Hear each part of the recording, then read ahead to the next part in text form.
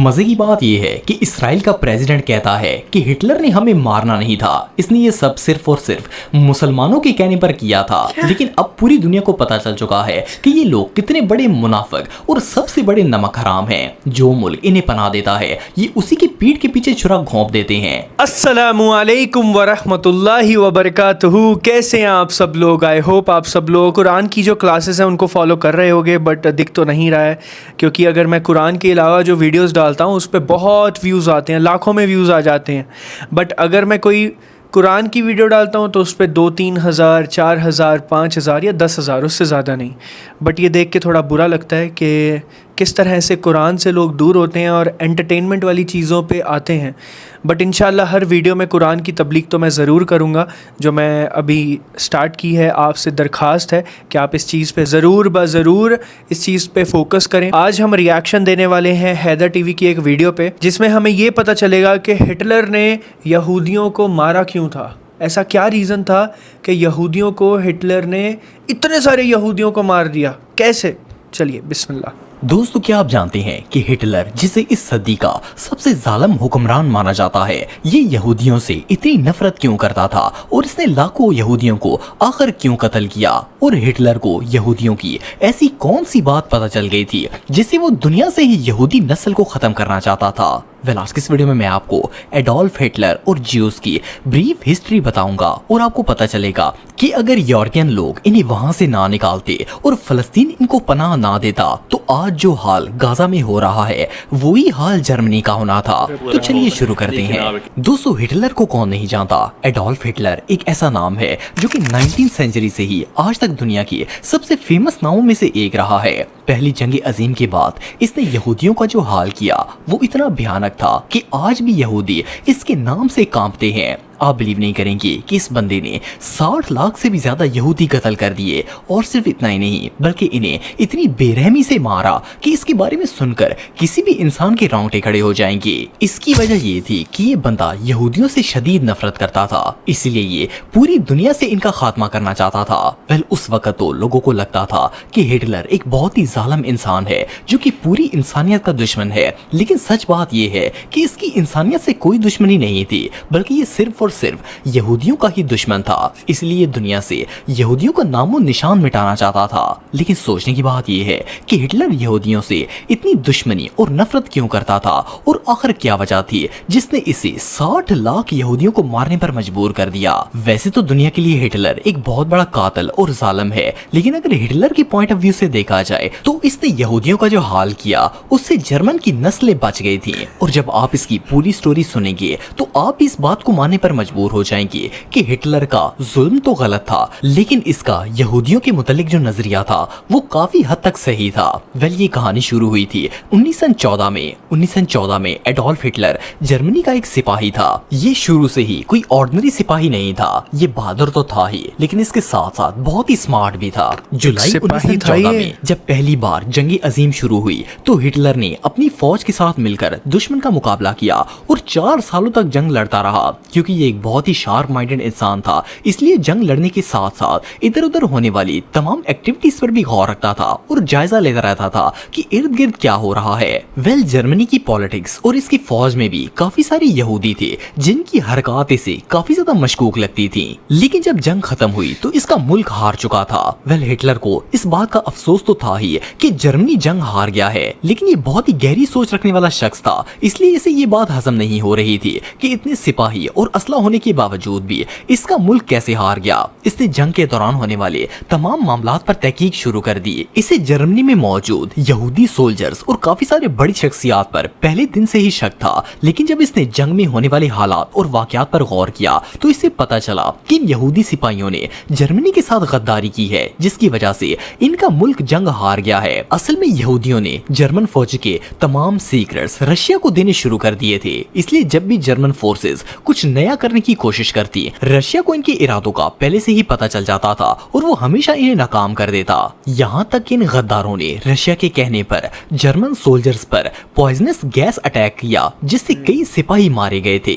ये लोग इतने नमक हराम थे कि जो मुल्क इन्हें अपने साथ रख के पाल रहा था, इसके साथ ही गद्दारी दिखाई और हमेशा इसे नुकसान पहुंचाने की कोशिश की। जब हिटलर को पता चला कि इसकी फौज के यहूदियों ने इनकी पीठ में छुरा भोंका है, तो इसका खून खौल उठा। इसने ठान ली कि अब ये यहूदियों से बदला लेकर रहेगा।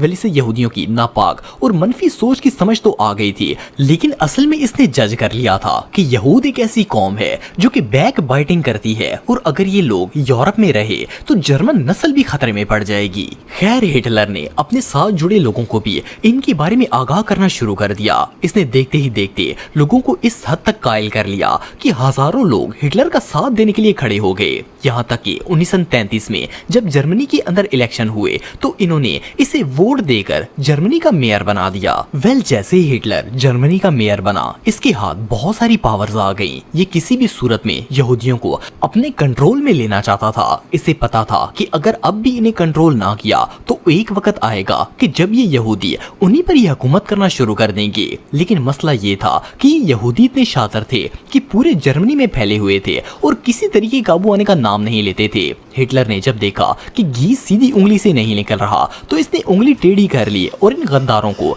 जड़ से ही खत्म करने की ठान ली। असल में ये बंदा ऐसा खर दिमाग था कि जब इसे समझ नहीं आई कि इनसे छुटकारा कैसे पाना है तो इसने जर्मनी के शहर चेल्मेनो में ज्यूस के लिए खास तौर पर किलिंग सेंटर्स बनवाना शुरू कर दिए। इस किलिंग सेंटर में यहूदियों को लाया जाता और इन्हें या तो गन से शूट कर दिया जाता या फिर एक कमरे में बंद करके इन पर जहरीली गैसें छोड़ी जाती जिनसे वो दर्दनाक मौत मर जाते थे। इसके बाद इनकी लाशों को एक ट्रक में लाद कर जंगल में फेंक दिया जाता था।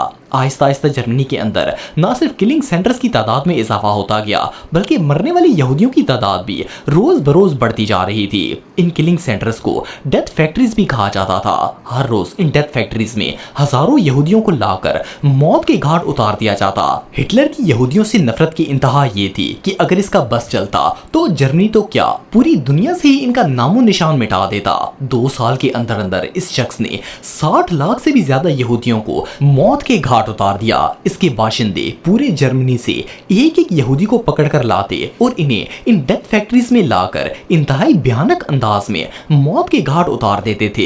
हिटलर का मानना था कि अगर यहूदियों को खत्म ना किया गया तो ये फिर से गद्दारी करके इस मुल्क को कहीं का नहीं छोड़ेंगे और इसका पॉइंट ऑफ व्यू इतना स्ट्रॉन्ग था कि आधे से ज्यादा मुल्क इसके साथ खड़ा था। बिलीव मी, अगर ये शख्स जिंदा रहता तो शायद पूरी दुनिया में एक भी यहूदी बाकी ना बचता, लेकिन एट द एंड इसने खुदकुशी कर ली थी और हिटलर इस दुनिया से चला गया। आज भी बहुत से लोग इसे गलत कहते हैं, लेकिन अगर टेक्निकली देखा जाए तो इसका पॉइंट ऑफ व्यू तो एटलीस्ट ठीक ही था। हाँ, इसने इंसानियत को तो बहुत ज्यादा कत्ल किया और लोगों को ना हक मारता गया। लेकिन जस्ट इमेजिन कि अगर यही यहूदी जर्मनी के अंदर होते तो जो हाल गाजा का हो रहा है वही शायद बर्लिन का होता। मजे की बात यह है कि इसराइल का प्रेसिडेंट कहता है कि हिटलर ने हमें मारना नहीं था, इसने ये सब सिर्फ और सिर्फ मुसलमानों के कहने पर किया था। लेकिन अब पूरी दुनिया को पता चल चुका है कि ये लोग कितने बड़े मुनाफिक और सबसे बड़े नमक हराम हैं। जो मुल्क इन्हें पनाह देता है ये उसी की पीठ के पीछे छुरा घोंप देते हैं। पहले इन्होंने जर्मनी के साथ गद्दारी की, इसके बाद ये फलस्तीन में आ गए और जिन लोगों ने इन्हें पनाह दी उन्हीं के साथ दुश्मनी करने लगे। वेल, हिटलर के बाद जो यहूदी बच गए थे, यूरोप वालों ने इन्हें दूध से मक्खी की तरह निकाल कर फलस्तीन में फेंक दिया था। हैरानगी की बात यह है कि ये लोग तो जर्मन से बचकर एज ए रेफ्यूजी यहाँ आए थे और फलस्तीन के टुकड़ों पर पलते रहे, लेकिन फिर वही हुआ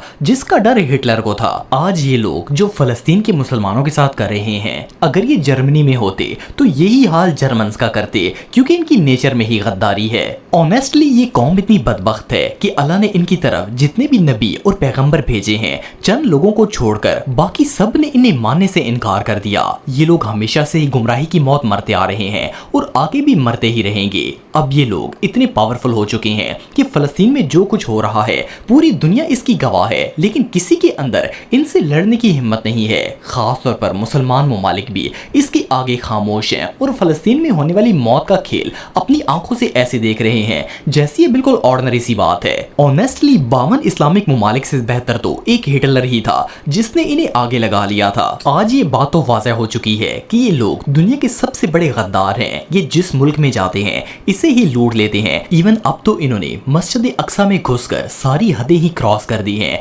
लेकिन इसके बावजूद तमाम के तमाम मुसलमान ममालिक हाथ पर हाथ रख कर बैठे हैं और सोचते हैं कि आज कोई हिटलर पैदा हो जाए और वो यहूदियों की नस्लों को मिटा दे और इन्हें कुछ ना करना पड़े। एनीवे, आप सबका इस बारे में क्या कहना है कमेंट बॉक्स में मुझे जरूर बताइएगा।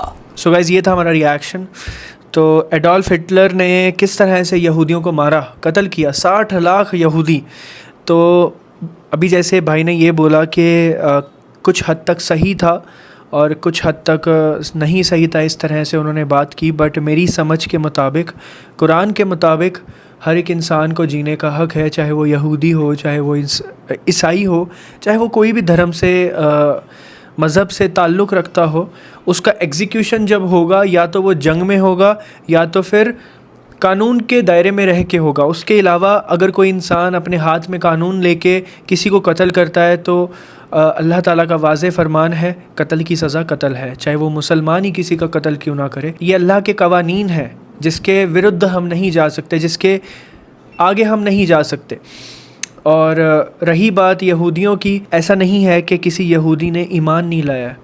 हमारे हज़ूर पाक सल्लल्लाहु अलैहि वसल्लम के दौर में भी बहुत सारे यहूदियों ने अल्लाह के रसूल सल्लल्लाहु अलैहि वसल्लम पे ईमान लाया, अल्लाह पे ईमान लाया। हाँ, ये बात ज़रूर है कि ज़्यादातर ने ईमान नहीं लाया, और ये हमेशा खासियत रही है यहूदियों की कि ज़्यादातर लोग जो हैं वो ईमान नहीं लाते।